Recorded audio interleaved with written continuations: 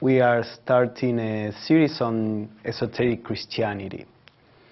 And there we will explore different aspects of this subject, which is very embracing, and of course in 4 talks we are not going to be able to explore all the subjects, but we have chosen some that may be of interest to spiritual people who are trying to understand religion in a deeper way.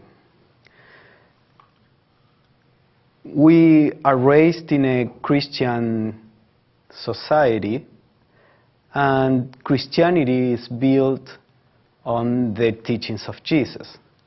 Now, what do we really know about what Jesus taught?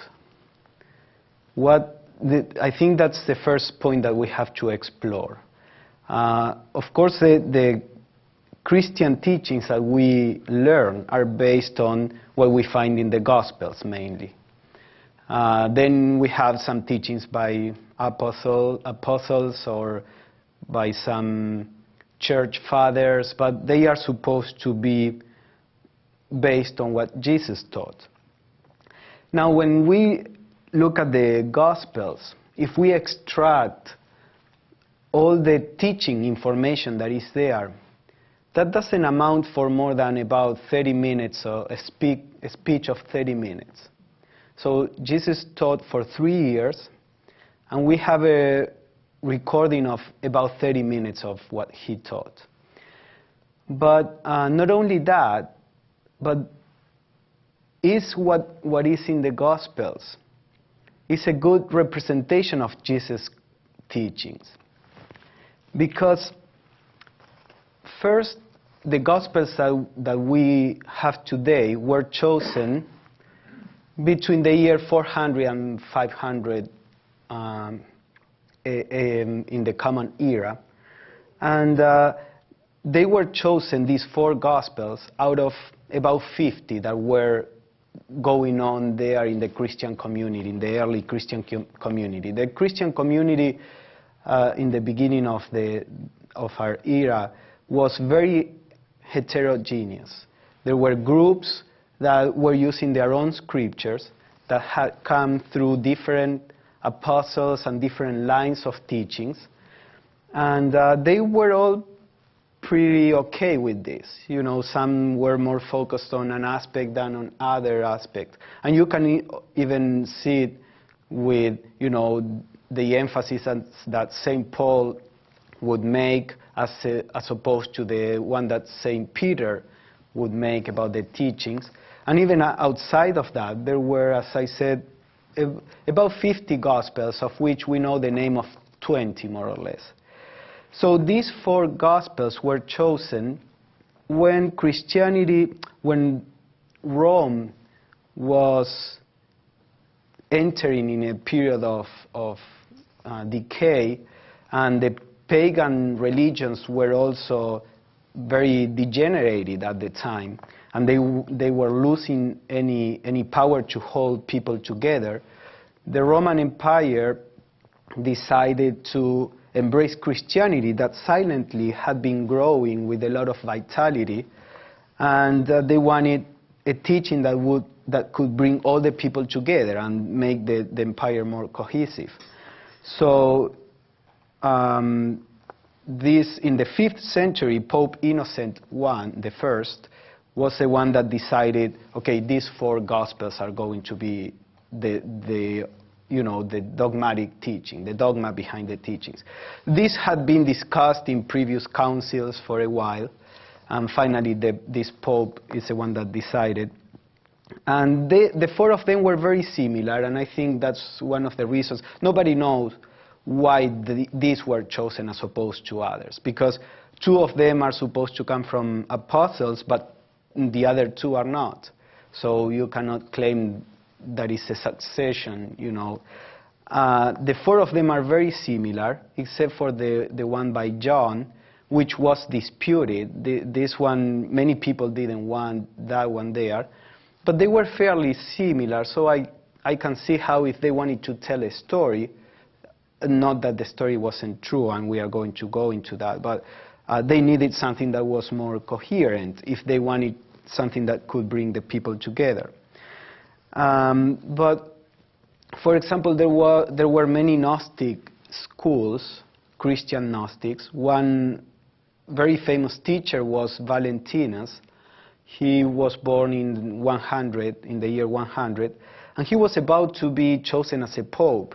At the time, they would vote there in Rome, just raising hand among 200 people, and he lost for very few votes. I don't remember the number, but like 5, 7 votes. If he had been chosen the pope, then we would have probably a Gnostic Christianity. And the view, if you have read any of the Gnostic Gospels, is very different from these Gospels in particular. So, whatever the reason, we have 4 Gospels, within those, among many others that were available, and all were equally well regarded. And from these, we have very few teachings, these 30 minutes of teachings. And even then, are these teachings a good representation of what Jesus was teaching? Because we have in the Gospels, for example, a couple of sentences or dialogues between Jesus and his disciples that show that these teachings were not at least the whole of the teachings that Jesus was trying to convey. For example, in Matthew 13:10, we read, "The disciples came to him, to Jesus, and asked, 'Why do you speak to the people in parables?'" Just the fact that they asked, "Why do you speak to the people in parables?" that meant that they were being taught in a different way. They didn't say, "Why do you speak or teach in parables?" They say, "What do you teach to the people in parables? You are teaching something different to us." And then you go out there and you talk in all these parables. So Jesus replied, "The knowledge of the secrets of the kingdom of heaven has been given to you." So he was given to them the knowledge of the secrets of the kingdom of heaven, but not to them, he said. And he says, "Though seeing, they do not see. Though hearing, they do not hear or understand." And there are several, in the Gospels, there are several sentences like this. In Mark, for example, Mark says, "With many similar parables, Jesus spoke the word to them," to the people, "as much as they could understand. He did not say anything to them without using a parable. But when he was alone with his own disciples, he explained everything." So we have these 4 Gospels. We have this very brief teaching recorded there. And this teaching is the one that he was given to the masses that could not understand. So what was he teaching the disciples? This knowledge of the secrets of the kingdom of heaven. Can a whole religion be built on very few teachings that were meant for the people who could not understand? Now, this was a common practice. Every religious teaching has teachings that are available at different levels, because a religious teacher wants to help everybody, not only the very spiritual people, not only the very poor spiritually speaking people, but everybody. But naturally, you have to speak in different language according to the understanding of people. For example, if you are teaching your kids religion, you have to adapt how to communicate with them to something that they can understand. I remember when my sister was little and she would, pull leaves from a tree, and if you want to teach her not to do that, the easiest way to say is, don't do it because there is something wrong, and if you do it, you will be punished by God, by your parents, but when the person can have a better understanding, you can try to convey to them a different view. The plants are also living beings. We have to respect living beings. If I try to explain that to my 5-year-old, sister, she won't make anything from it. So teachers naturally adapt the way they convey these teachings to what kind of reception they have. So obviously there were these, from what we see in the gospel, these two levels of teachings. The parables that were usually fairly simple, deep in the sense of deep moral principles, but conveyed in a fairly simple way. And then the teaching to the disciples about the secrets of the kingdom of heaven. So this is where comes the idea of esoteric teachings. Esoteric means like inner or hidden, the teachings that were private. We see this everywhere. We could say that, science has its own esoteric teachings, in the sense of what they are teaching in the university, normal people don't know. There is a private place where teachers are teaching something to people who are prepared for that. Not that they are better or worse than others. They are just ready to understand. And the people outside the university, they don't know what they are teaching there. There is a popularization of science that we can access in the books, but that has very little to do, it's again like the parables. So that they have very little to do with the kind of teachings that they teach to the scientists. So it is a natural thing that in private or in closer groups you can go deeper than with the general public, and in any field in life. Now, why Jesus says the secrets of the kingdom of heaven? And this idea of secrets, it's also a feature of the esoteric teachings, the spiritual esoteric teachings. When you read the teachings of the apostles or even the early church fathers, they all hint at the idea that there are some teachings that are kept secret. And today that's something that is not very comfortable for many people, that they claim for freedom of knowledge. Why are they keeping something from me? Now, there are reasons. This was, again, is something that wasn't particular of Christianity. This was there in almost every religion. And there are some reasons. Jesus says, for example, when telling his disciples not to speak about these things to the general public, he says something that sounds kind of even harsh. He says, "Do not give dogs what is sacred. Do not throw pearls to pigs. If you do, they may trample them under their feet and turn and tear you to pieces." And seeing that he was crucified, maybe he had a point, because it's like Socrates. He was killed because he was corrupting the youth. He was making them think. He was making them question the established order. And spiritual teachings, if they are true, if they are deep, they always question the established order. Because established order in our current culture, and by current I mean a few thousand years, is not based on a spiritual view of the world. So the spiritual teachings are always uncomfortable. And many spiritual people were killed and persecuted because of that. So that is one of the reasons why the teachings are kept secret, because there is a reaction from the status quo. But also some teachings, if they are deep and they are not understood in the right way, they can become even immoral. They can become the opposite to what the teacher intended. For example, in the Bhagavad Gita, which is a scripture of Hinduism, one of the main characters there, Arjuna, who was a warrior, he had to fight against another army, and in this other army were friends, relatives, teachers of him, and the kingdom had separated for several reasons. So he says, I don't want to kill them. They are my family. They are my friends. And Krishna tells him, you are not speaking words of wisdom. You cannot kill what is true. You cannot destroy what is real. You can only destroy what is unreal. You can never kill the real in a person. You can only kill the body.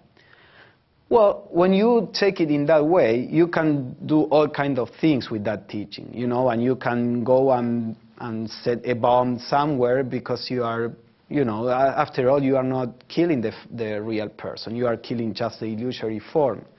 When the teaching is really deep, in the sense of trying to perceive what is real, not only in others, but in ourselves. You know, when you see this teaching in the context of the whole philosophy, it's a teaching that is fundamental. Who are you? Are you this body, emotions, mind? Your life is always trying to keep this, you know, alive and to make it grow and to make it... and in that confusion, we forget what we really are, which is a spiritual entity. But of course, if you don't understand it in the right way, you can take it in the opposite way, the opposite of what is intended. Or these ideas in several traditions, you are already perfect, you don't have to repress yourself, to control, because, you know, who is repressing? It's the thinker that is trying to repress the other parts of yourself is part of the illusion also. You are already perfect. And then in some of these communities, you have people sleeping with some other, the wife of somebody else, or doing this, all kind of immoral things, because they think, okay, yeah, just let yourself flow and don't repress, you know. So if you don't understand what the meaning of this is, you can do something immoral. And even with the concept of root races in Theosophy, the real concept is one that is rooted on compassion, on unity and everything, and it can be used for the opposite, to say, okay, this race is higher than the other, let us exterminate the other races, which is the opposite to what the Theosophical teaching really is. So, when misunderstood, some of these teachings that are difficult to understand, because they are not designed to be understood on a literal way, on a literal level, based on our current conception of life. So when you give these teachings, you can produce the opposite. But also some of the teachings are dangerous in themselves. They can be manipulated. For example, the idea that when the Theosophical Society was founded, science thought that the atom was just a solid ball of matter. They didn't know that it was divisible with electrons and protons, and they didn't know that there was energy there. And Blavatsky said a couple of times that the atom had energy. But she said, I don't want to talk much about this because it's dangerous. Well, a few decades later, when science discovered that there was energy in the atom, what was the first thing that we did as humanity? To build an atomic bomb. The second, to use it. So Blavatsky was saying, you know, these teachings, in normal people like us, you say, how is it, you know, dangerous to know that the atom is divisible and that there is energy there? Of course it's not dangerous. But not for normal people. There are people in the world that are looking to use knowledge as a power to dominate, to control, to, you know, it's just like even with ESP, with the extrasensory perception, the idea of extrasensory perception, there are documents, and our Quest publisher, they published a book on this. There are documents that the CIA and the KGB were exploring this ESP, this extrasensory perception and powers, for what do you think? To multiply bread and feed the hungry in the world? No, to spy, to win wars, to invade other countries. So the esoteric teachings, there is an aspect of the esoteric teachings that teaches how to manipulate matter and energy on non-physical levels. But of course you can produce a physical result. And there are all, Jesus, how did he do all these miracles? And no, not only Jesus, many Hindu yogis or Islamic Sufis or, Chinese Buddhists, many of them had these psychic powers or this ability to manipulate matter, because it's part of what human beings can do. But then if you teach it openly to people who are not moral, then it is misused. We see it every time. And also the esoteric teachings tend to develop the intelligence, but not necessarily morality, in the sense that there are some teachings, it's just like science. You know, we generate a very intelligent person, but that the scientist is not necessarily moral. It depends on him if he wants to be moral or not. The knowledge in itself gives him a lot of knowledge that he can use to help or to damage the world, to harm people, or to exploit them. So the same with the esoteric teachings. They tend to develop a lot of knowledge, intellectual ability, and not necessarily morality. So if these teachings are taken by people who are not moral, then it is worse than if they knew it, of course. So most religious teachers, their public teaching is always strongly based on morality. And then there are all these other teachings which can be of use for people who are really spiritual and want to help humanity, that are taught in private. But the regular teachings are usually moral teachings. And we are going to see a little bit about this. But this is the reason why some of the teachings are kept in secret. Now, these teachings of the secrets of the kingdom of heaven, where are they? How were they kept in Christianity? When you read, especially St. Paul, he several times mentions that there are some teachings that are taught only to the perfect ones, to those who were perfect. And, by reading that only, you don't see, you cannot guess what he means. And there are several references to things like that. There are some teachings that were kept for the few. Now, when you read the first church fathers, like Origen of Alexandria, for example, he specifically says there are some esoteric teachings in Christianity which are taught in the mysteries. I'm going to talk a little about the mysteries, but they would mention the mysteries of Jesus or the mysteries of the kingdom of heaven. And the mysteries at that time were institutions, organizations that had been in the Western world for thousands of years. In Rome, Greece, Persia, Egypt. The mysteries were, in a certain way, they were universities, but with a spiritual approach. They would teach mathematics, but with a spiritual approach, as Pythagoras did. Or they would teach also what happens after death. Or they would teach physics, again, or architecture with a spiritual view. And in the mysteries, what they call the ancient mysteries, there was a plan of training and gradual teaching of those who were admitted in the mysteries. The first years were heavily based on purification, the development of morality, the development of love and compassion. It was all the development of the ability to learn, spiritually speaking. And then as the person that was initiated in the mysteries would go on with this learning, they would start giving these other teachings that were not known for the general public. Anybody could join the mysteries, but they had to follow these rules. They had to follow this discipline. So the church fathers, they say, there were Christian mysteries. There were the mysteries of Jesus or the mysteries of the kingdom of heaven.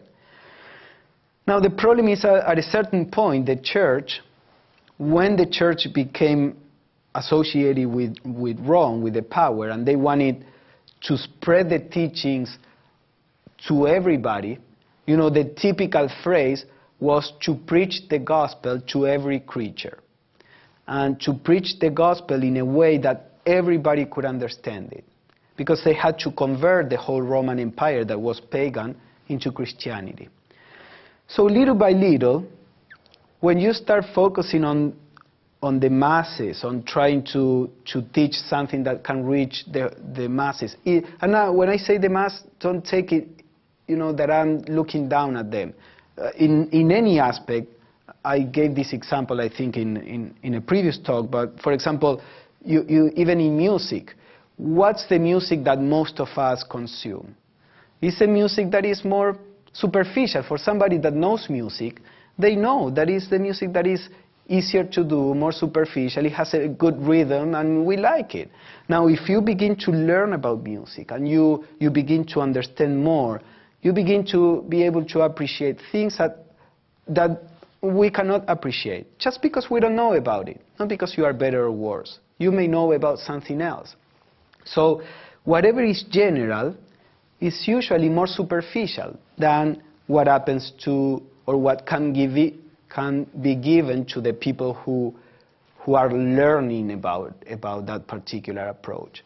It's just a normal principle. So the idea was that when Christianity began to be tried to spread to the whole Roman Empire, it had to be in the simplest terms. And as you begin to do that, and that particular view of Christianity or anything else begins to be prevalent, then there is this fight of power.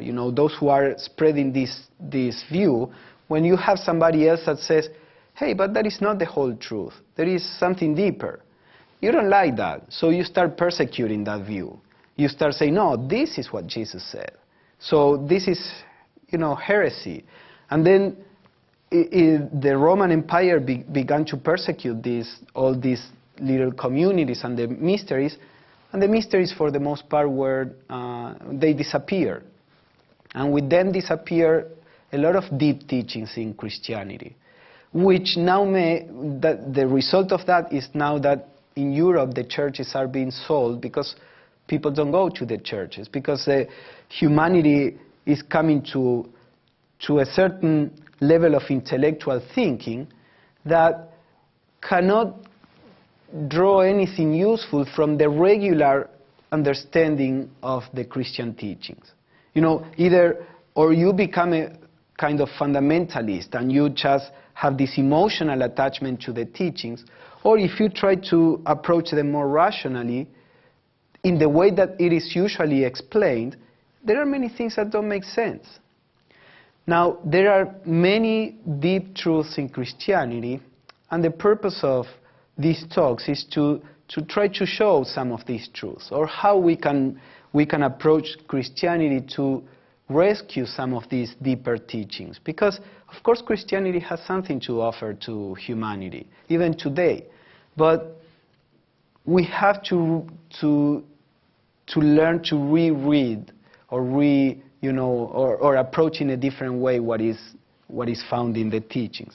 So that's the aim why we are offering these talks. And again, these are just suggestions.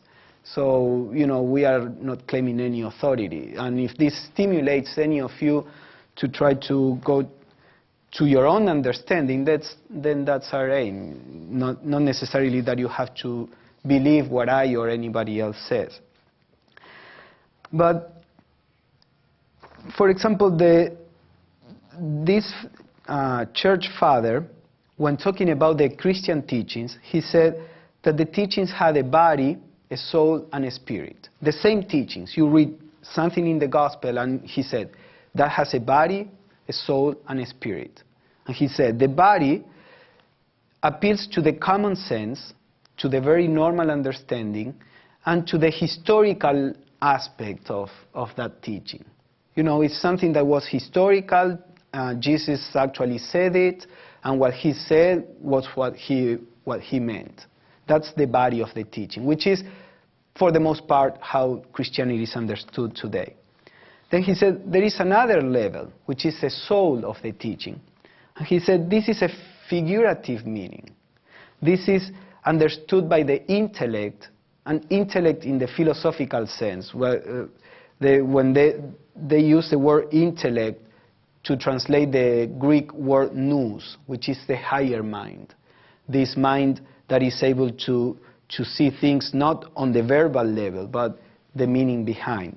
So he said that the teachings, you can access the soul of the teachings, that is not in the dead letter, it's in the meaning that is behind. But not only that, there was the spirit of the teachings. And he says you can only access this meaning with the inner or divine sense that he called the mind of Christ. So he said, there is in us the mind of Christ. Very similar to what St. Paul said when he says, I have the reference here that he tells to the Galatians, I'm suffering here for you until the Christ is born inside of you, is within you. The idea of Christ was not only Jesus, but the seed of divinity that was in each soul. So the Christ had to be born in us as it was born in Jesus, and that's what St. Paul implies there. Or we had this mind of Christ, as Origen said, which is this divine sense, which the mystics, many of the mystics, they talk about this. When they have this communion with God, this experience of union with God, they always say, you don't get to this through the senses, which belong to the body level, through the intellect, which belongs, to this intelligent mind. You get to this experience of the oneness of God, or with God, through the divine senses, not through the lower ones. And this is related to the levels in which we can understand the teachings, the religious teachings. You have the exoteric level, which is the public level. Then you have a symbolical level, which could be called mesoteric. Mesoteric means like intermediate. And then you have the real esoteric level, which is never published, which is never taught, which you can access through your inner wisdom, through your divine wisdom. That's the real esoteric teaching is never published. The real esoteric teaching is a teaching that one attains spiritually through prayer, meditation, contemplation. So we have these three levels. Today, most of Christianity is based on the exoteric teachings. Then we can work on this and get the mesoteric interpretation, the deeper interpretation behind. And if we follow a spiritual practice, we can access the esoteric teachings, the real esoteric teachings. So, for example, these different levels repeat everywhere. And if we don't understand that there are these levels, Christianity loses. And that's what is happening right now. There is this field that is called comparative mythology. And all this is so well known that you can Google it and you will see all these things that I'm saying. It's nothing that I'm bringing from obscure sources.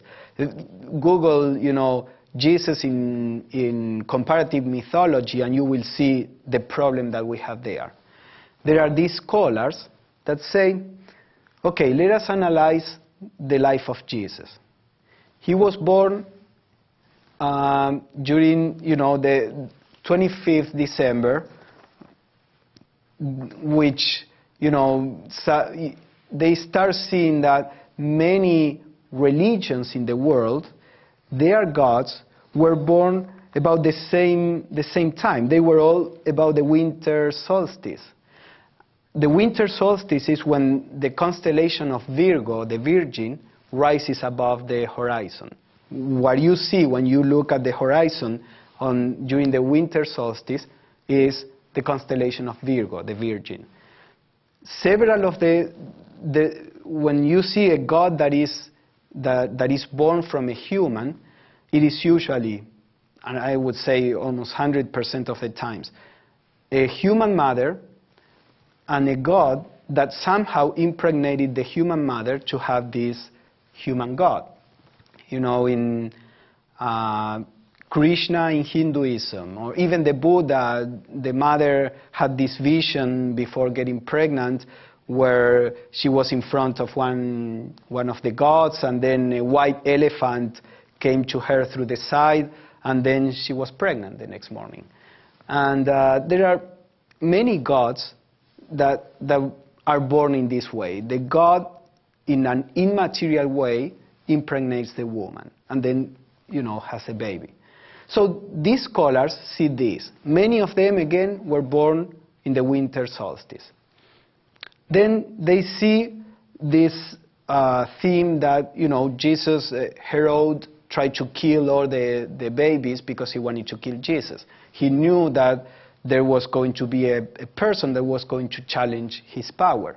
Well, this is also a common theme in several religions. With Krishna, again, in Hinduism, the king at the time heard a prophecy that this woman was going to have a baby that was going to, threaten his earthly power.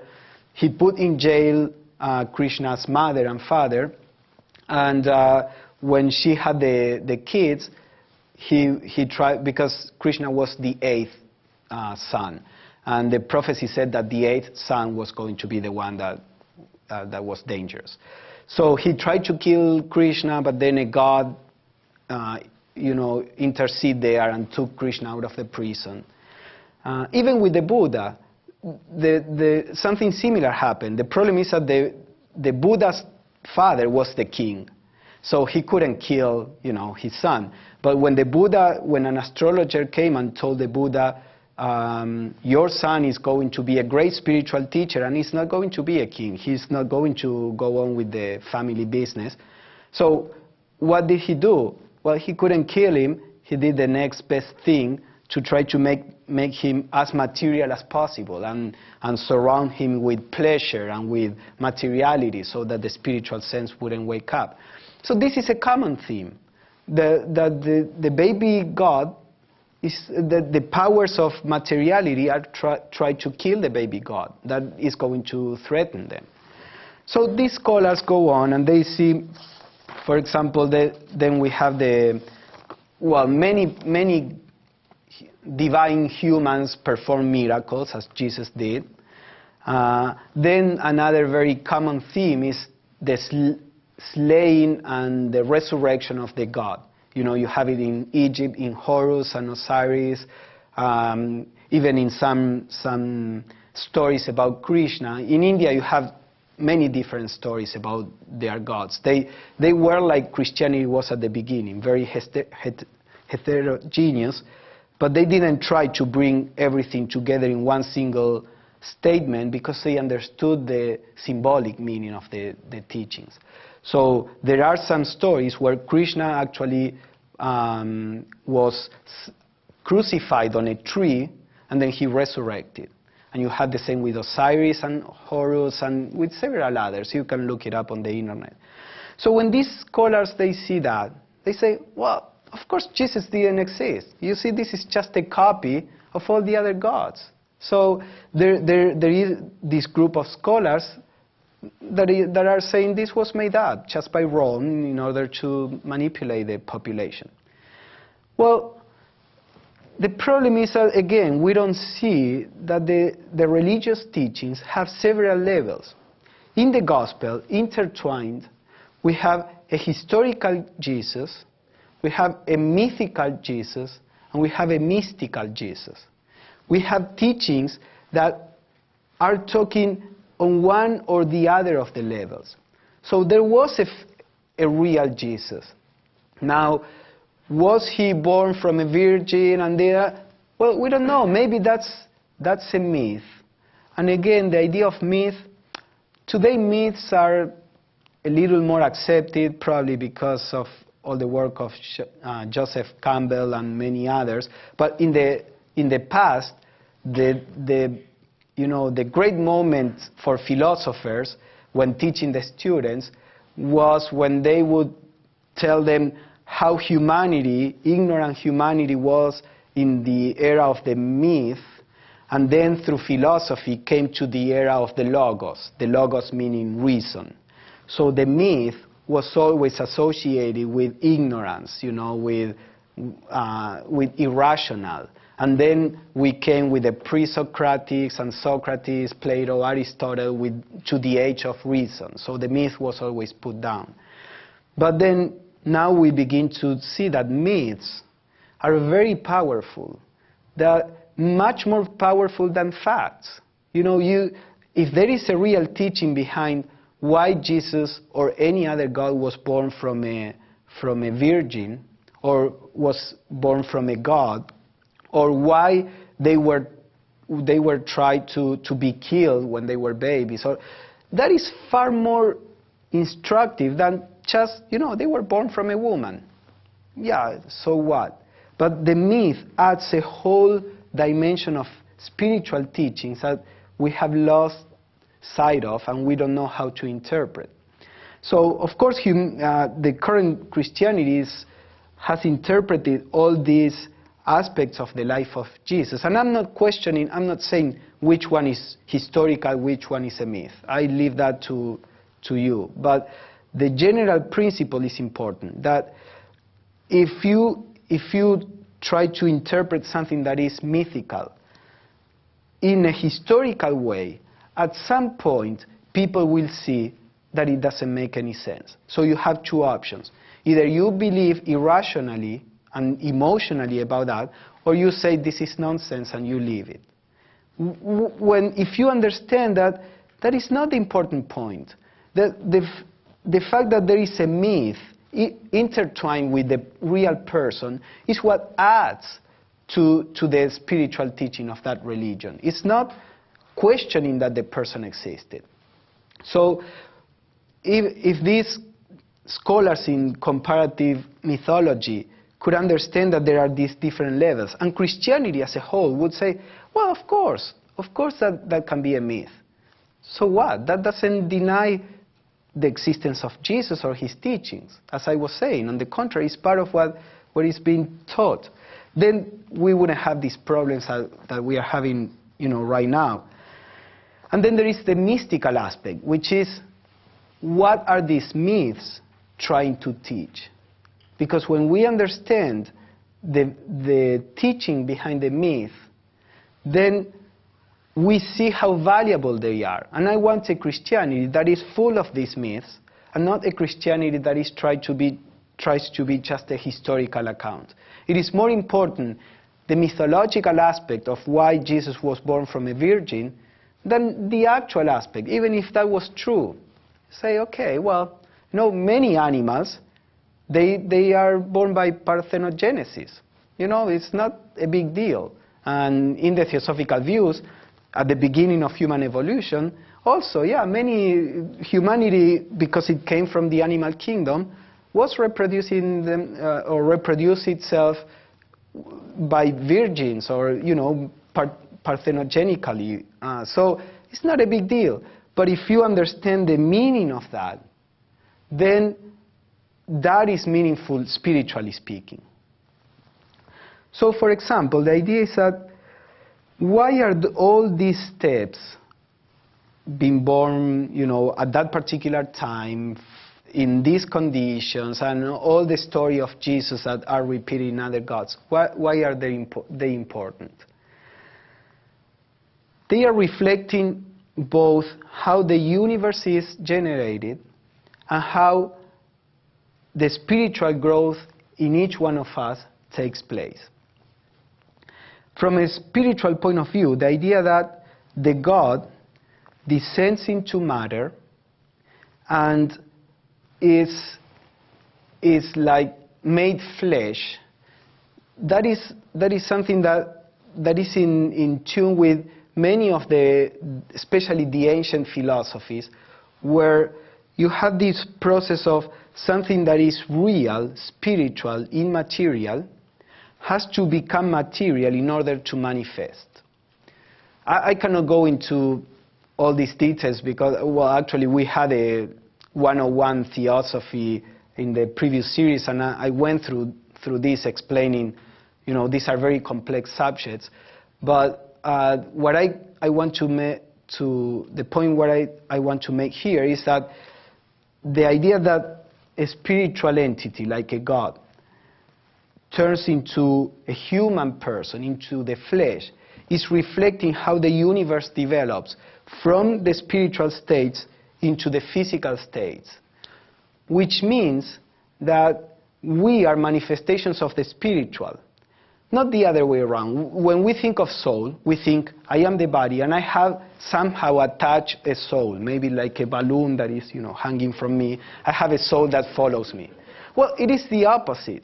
We are a spiritual entity that is surrounded by the body in order to experience and to manifest on this plane. Eventually, the body goes, and we are what we are, this spiritual entity. This is the real in us. So if you start looking at life from that point of view, and you start saying, okay, if I'm a spiritual entity, what is the purpose of life? Why am I here? Because, yes, the body can enjoy a lot of pleasure and this and that, but if the body is not really what I am, it's just even an accident, philosophically speaking, it's something that is attached to us, not something that we really are. So what is the purpose of life? Why I, as a spiritual entity, took flesh? And this is what Jesus says, don't accumulate wealth, the earthly wealth, because that is going to be gone. Accumulate wealth in the kingdom of heaven. That has a very deep meaning, if we understand who we are. So this idea of how the universe develops can give us a clue about, who we really are. All these teachings were being taught in the mysteries of Jesus and the kingdom, which unfortunately were lost.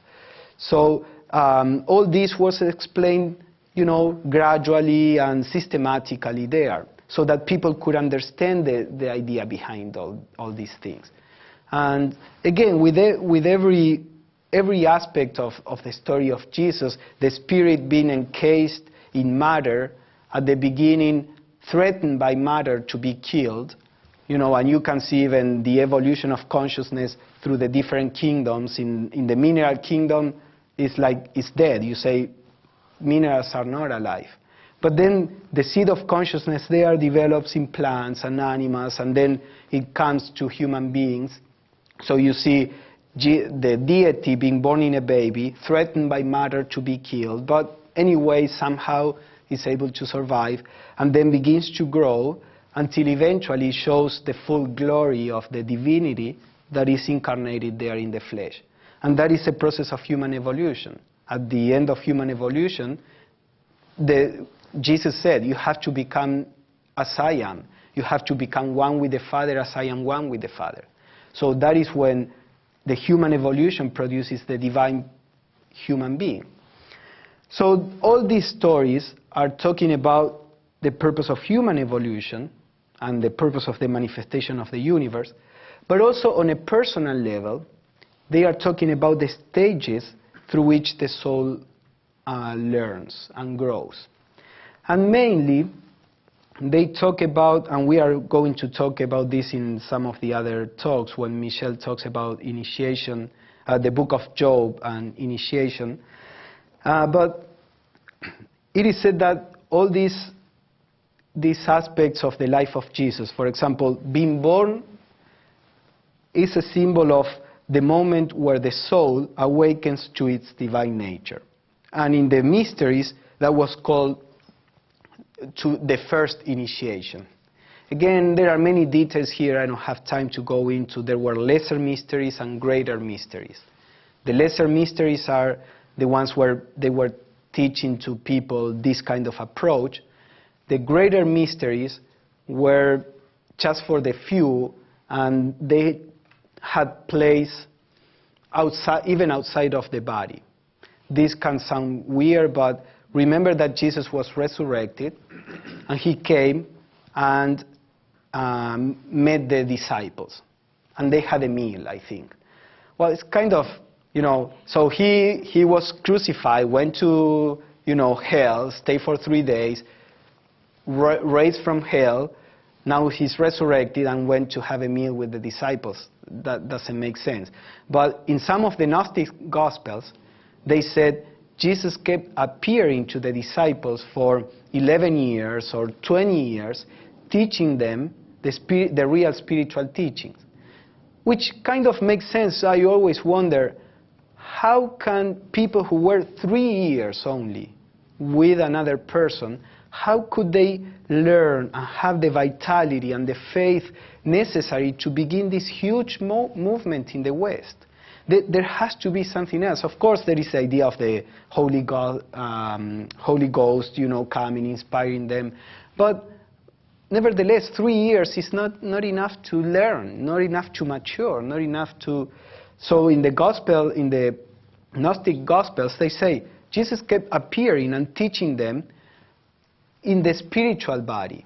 And it's possible that they were learning in their spiritual bodies, of which St. Paul talks. St. Paul talks about the spiritual body. And this, again, is not only in Christianity. You have in Buddhism also. For example, in Tibetan Buddhism, it's very common to say the Buddha appeared to this person and taught the esoteric teachings of Buddhism. Or this particular deity, this Dhyani Buddha, taught to this person this aspect of the esoteric teachings outside the body, in their spiritual bodies. So there is the idea that all this, the birth, the baptism, the transfiguration in the mount before the crucifixion, the resurrection, are all stages in the growth of the soul, and all different initiations in which the soul learns deeper and deeper truths until it becomes truly divine. So, as I said, we don't have time to go into detail into all these things, but I wanted to, at least as a form of introduction, to show that there is a different way, a far deeper way of understanding Christianity. You don't have to challenge your faith in the sense that, you don't have to contradict. This view, I don't think, contradicts what you really can find in the Gospels, in the letters of the disciples, and in the early church fathers that were in direct contact with the disciples. What you have to change is your understanding of them, and the understanding that we have was not given by Jesus or by the disciples, was given by the church as the church, organized in later centuries. And again, I'm not saying that the church is wrong or useless or anything like that, but as humanity, we may be right in certain things and wrong in certain things just because we don't know. So if you really try to approach Christianity and cling into what you can learn from the Christian scriptures, I don't think you have to strain your faith. You just have to start looking at things in a different way. So this is the introduction for the Living Theosophy. Then we will see an example of how a book that is in the Old Testament, a Jewish book that was is used also by the Christians, the book of Job, can be interpreted in this way also, to have a far deeper meaning than just what we read from the book. We will see also how in the early, James is going to talk about how in the early Christians groups that were there were different views about God, about what God was, what Jesus God. So this is something historical that was there. And in the last talk that Michele and I are going to give, we will go a little deeper into this and take specific teachings and see how they can be interpreted in a different way. So that's more or less what we want to present during this series. So now, as usual, we can go into, take some time for a discussion, questions. Feel free to ask anything, or if you don't agree, that's perfectly fine. I'm not trying to impose anything, and we are just talking as friends, so feel free to speak your mind. I like your comments on the power of myth because, well, for one reason, for me, certain myths have great strength, and one of them is the myth of Sisyphus. And I don't know where that comes from. I think a lot of people, have it, and it's a way of looking at life. The second point I'd like to make is that the archetypes that Carl Jung has are based on myths, and it's a way of explaining how people operate. You could have a myth of idealistic myths, or archetypes, or bad myths, bad archetypes, and these things all become part of you. And he developed that from studying psychotic patients, and because there it's easier to see the things. And the third one is I'm very interested in the mythology of Joseph Campbell, and he was very popular not too long ago, and his stuff tends to fit. Yes, myths really have a power. It seems that because they are expressions of natural laws. Natural laws, the idea, it is even a scientific idea that nature is regular, in the sense that the same laws pretty much apply to all levels. Now, this is a problem that Einstein couldn't solve because he didn't believe in quantum physics. And I particularly don't believe too much either. I mean, the current interpretation of quantum physics. But he was saying it's not possible because in science we have some laws to explain the universal and different laws to explain what is very small, like the subatomic particles. So they seem to be two different sets of laws. Many scientists were trying to see how to interpret these two worlds under the same set of laws, because they had this intuition that the universe is regular in the way that it works. So Einstein rejected quantum physics, and several other very smart scientists, have a similar position. But besides this fact, the point is that the universe is regular in its law. From a theosophical point of view, a solar system is created in the same way, symbolically speaking, as a mosquito. They follow the same stages, of course, apply to their particular, structure and development and everything. If you can understand in a mythical way any process in nature, you can apply it to other processes. So myths are ways of explaining this general law that can be applied to the human psychology, to the formation of the universe, to the development of cultures. And because they are put in the form of a myth, you can adapt it to the different ways. If you talk about certain laws in a cosmic way, in an astronomical way, then you cannot apply it to the psychology. But if you say it in the form of a myth, then the myth can be applied to different aspects, different levels. That's why many teachers chose the myth as opposed to explaining how the laws manifested in a particular level. So, of course, these myths can be used to explain how we act on a psychological level, and can be explained, in the religious teachings or the development of cultures, everything that I was saying.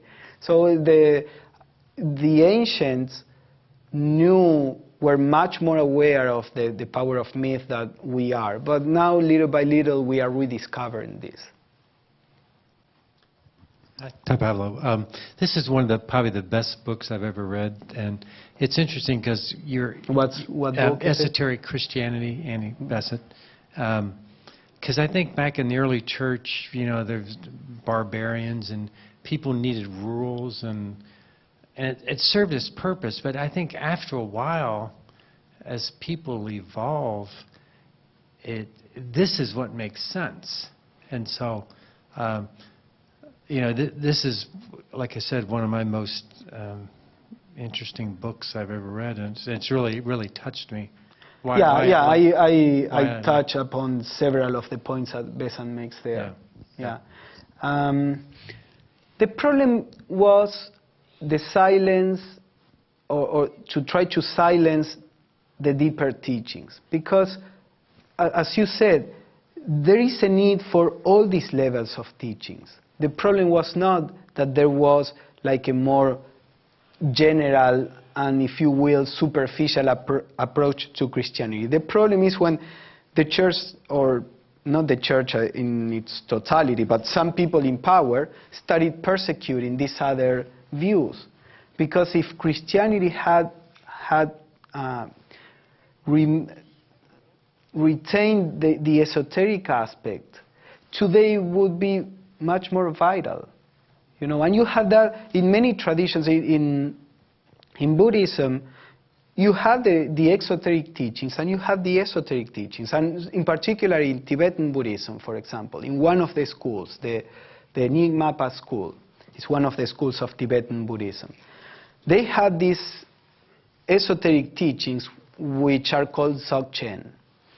So for a person to be able to study Dzogchen, had to have, I don't know how many years as a monk, how many hours of meditation, how many prostrations and ritualistic things. And after all that, they could be taught Dzogchen. Now, the conditions were so difficult for modern people, because it seems that as a whole in humanity, we are in a cycle of getting more material. So the monks saw at a certain point that very few monks were ready to learn about these teachings. And then there is a book that we have here in the library when they started to teach Dzogchen in the West, where they said, we are afraid that these teachings are going to be lost because nobody is accessing them anymore. So we decided to start teaching these teachings, publicly, not because we think that people will get them, but because at least they will be preserved for those who can get it. And today you can learn Dzogchen by books and everything.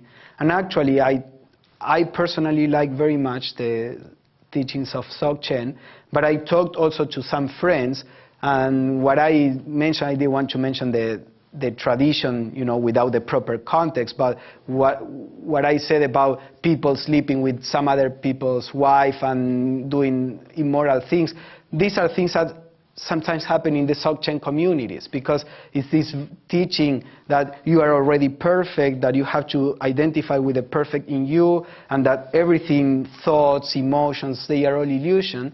When you don't understand it in the right way, they say, okay, I want to sleep with this person, it's just illusion, I'm perfect, there is no right or wrong, there is only, So these things unfortunately happen. But the point is that if Christianity had retained the esoteric teachings and a system so that people who were sincere could access them, then everything would be better. The exoteric teachings are perfectly fine. The problem is that, the esoteric ones were silenced, and